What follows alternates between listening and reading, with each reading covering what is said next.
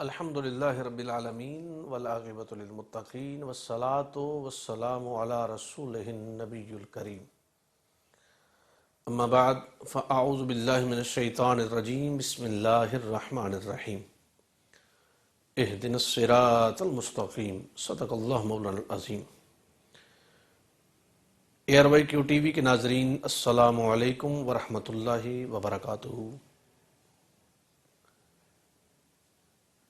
Year Y کیو T V کے plate form سے افضل البشر بعد الانبیاء امیر المومنین خلیفہ بلا فصل حضرت سیدنا صدیق اکبر رضی اللہ تعالیٰ عنہ کی ذات ستودہ صفات کو خراج عقیدت پیش کرنے کے لیے ہم ہر روز ایک نئے موضوع کے ساتھ آپ کے پاس حاضر ہوتے ہیں۔ موضوع ہے خلافت و حکمرانی صدیق اکبر رضی اللہ تعالیٰ عنہ۔ اس کے پیش نظر ہمارا آج کا موضوع ہے دور صدیق اکبر اور اتباع رسول صلی اللہ علیہ وآلہ وسلم، یعنی ایک امیر المومنین خلیفہ راشد جانشین مصطفیٰ اقتدار ملنے کے بعد، عزت و عظمت ملنے کے بعد، مسند پہ جلوہ گر ہونے کے بعد پھر کس طریقے سے اپنے آقا و مولا، اپنے ہادی و رہبر، اپنے نبی محترم، اپنے محبوب حقیقی کی اتباع، اطاعت اور محبت کس طریقے سے اپنے دل میں رکھتے ہیں اور اس کو پر کیسے عمل پیرا رہتے ہیں۔ مسلم ہے محمد سے وفا صدیق اکبر کی، نہیں بولی ہے دنیا کو ادا صدیق اکبر کی۔ ہم ان کی مدح گوئی داخل سنت نہ کیوں سمجھیں، نبی تعریف کرتے تھے صدا صدیق اکبر کی۔ رسول اللہ کے لطف و کرم سے یہ ملا رتبہ، مدد کرتا رہا ہر دم خدا صدیق اکبر کی۔ ناظرین کرام، سیدنا صدیق اکبر رضی اللہ تعالیٰ عنہ تو ایک بہت بڑی ہستی کا نام ہے، ایک عام بندہ مومن، ایک عام مسلمان، ایک عام ولی کامل، ایک عام عالم دین۔ وہ اتباع رسول میں کس طریقے سے کامل رہتا ہے، کیسے کوشش کرتا ہے، کیسے مستعد رہتا ہے، اور اگر یہ اس قدر مستعد رہتے ہیں تو ان سب کے امام و مولا، ان سب کے اول، ان سب کے رول ماڈل، اسلام کے پہلے ہیرو حضرت جناب سیدنا صدیق اکبر رضی اللہ تعالیٰ عنہ کس طریقے سے، کس جاں فشانی کے ساتھ اتباع رسول پہ کامل رہے ہوں گے۔ آپ کا ایک معمول تھا آپ کے دور خلافت میں، چونکہ ہمارا موضوع خلافت صدیق اکبر ہے، آپ کے دور خلافت میں کسی شخص کو بھی رسول خدا صلی اللہ علیہ وآلہ وسلم نے جو عہدہ عطا فرمایا، جس عہدے پر فائز فرمایا، جناب سیدنا صدیق اکبر رضی اللہ تعالیٰ عنہ کو اس عہدے سے ہٹایا نہیں۔ یقیناً آپ جانتے تھے کہ رسول خدا صلی اللہ علیہ وآلہ وسلم سے بڑھ کر کوئی اس بات کو بہتر اور مناسب نہیں سمجھنے والا، نہ سمجھ سکتا ہے جس عہدے پر آپ نے اس کو فائز فرمایا۔ بلکہ آپ کا معمول یہ تھا کہ جب بھی کسی کو عہدہ دینے کا وقت آتا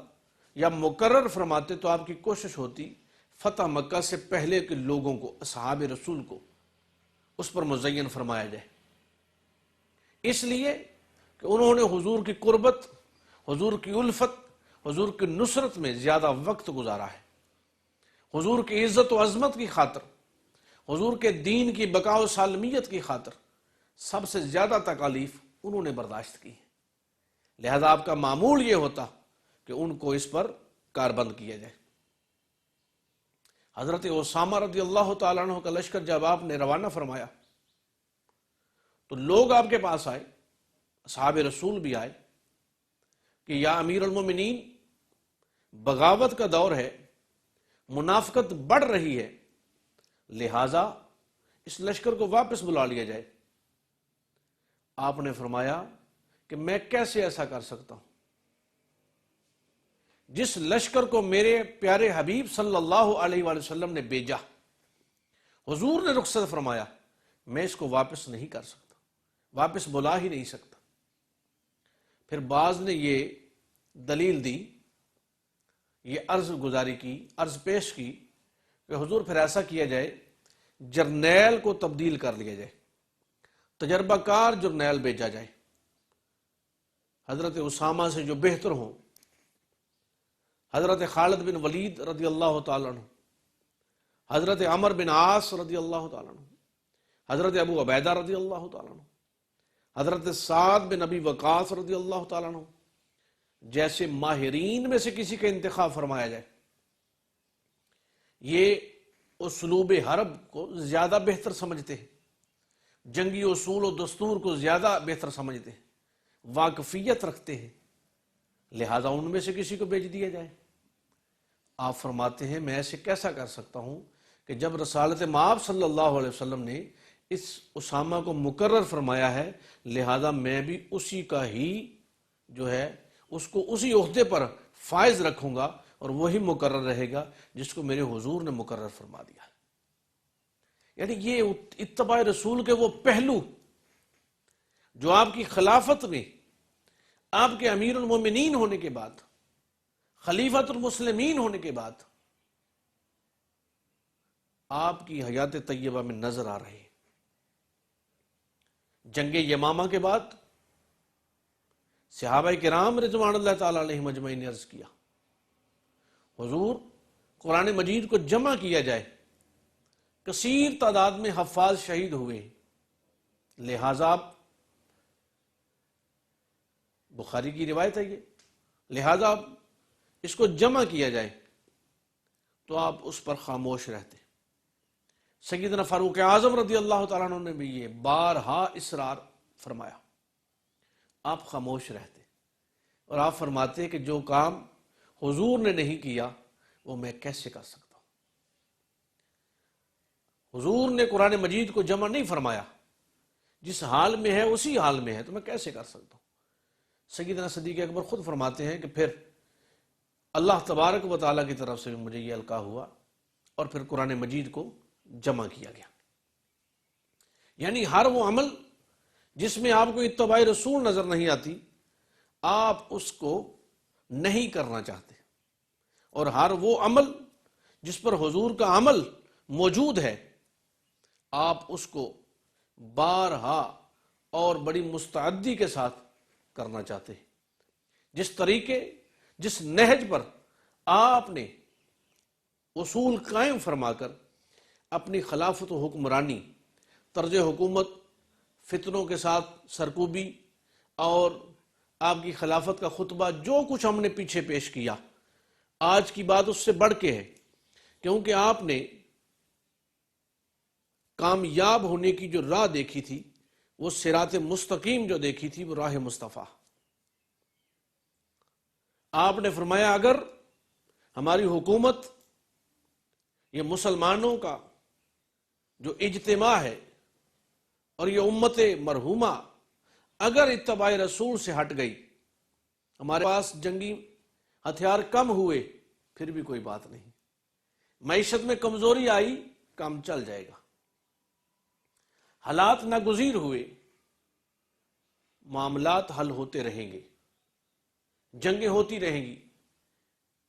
فاتح بنتے رہیں گے، لیکن اگر ہم اتباع رسول صلی اللہ علیہ وآلہ وسلم سے ہٹ گئے، روگردانی کر گئے، تو پھر کامیابی نہیں ملے گی۔ تو اس کی یہی وجہ تھی کہ آپ نے اپنے دور مبارک میں اتباع رسول صلی اللہ علیہ وآلہ وسلم کو کامل گردانا، اور کسی امر پر بھی، کسی محاذ پر بھی اس سے فروتنی نہیں کی۔ محمد کی محبت دین حق کی شرط اول ہے، اسی میں ہو اگر خامی تو سب کچھ نامکمل ہے۔ اور پھر یہ کس ہستی کی بات ہے؟ آج دنیا اس مسلمانوں پر طاغوت کا غلبہ ہے، یہود و ہنوز کا غلبہ ہے۔ یہود و ہنوز کو، طاغوت کو ہمارے قالب سے کوئی ڈر نہیں، ہماری معیشت سے فکر نہیں ہے۔ کس بات سے فکر ہے؟ اس کو قلب مومن کی فکر ہے۔ حضرت اقبال علیہ رحمہ نے اس بات کی ترجمانی فرمائی تھی کہ یہ فاقہ کش جو موت سے ڈرتا نہیں ذرا، روح محمد اس کے بدن سے نکال دو۔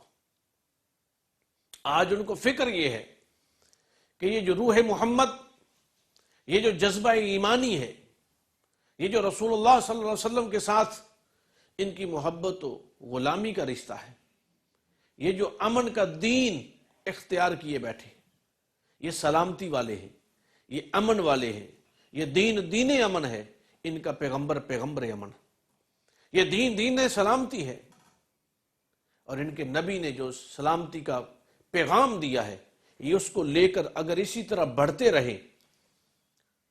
تو کسی وقت بھی ہمیں پریشانی کا سامنا کرنا پڑے گا۔ یہی وجہ تھی کہ جناب سیدنا صدیق اکبر